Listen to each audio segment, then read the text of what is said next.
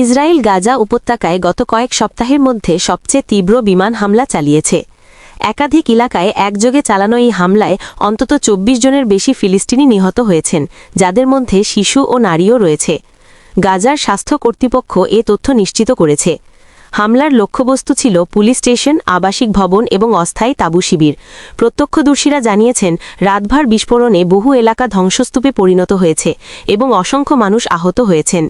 ইসরায়েলের পক্ষ থেকে বলা হয়েছে, এই হামলা সশস্ত্র গোষ্ঠীর সামরিক স্থাপনা ও কমান্ড কাঠামোকে লক্ষ্য করে চালানো হয়েছে। তবে ফিলিস্তিনি পক্ষের দাবি, হামলায় মূলত বেসামরিক মানুষই ক্ষতিগ্রস্ত হয়েছে এবং এটি চলমান যুদ্ধবিরতির চরম লঙ্ঘন। এই হামলার ফলে গাজায় মানবিক পরিস্থিতি আরও ভয়াবহ আকার ধারণ করেছে। হাসপাতালগুলোতে শয্যার সংকট দেখা দিয়েছে এবং জরুরি চিকিৎসা সেবা দিতে হিমশিম খাচ্ছেন চিকিৎসকেরা। এদিকে আন্তর্জাতিক মহল নতুন করে সহিংসতা বন্ধের আহ্বান জানিয়েছে। তবে পরিস্থিতি কোন দিকে যাচ্ছে তা নিয়ে সাধারণ মানুষের মধ্যে চরম উদ্বেগ ও আতঙ্ক বিরাজ করছে।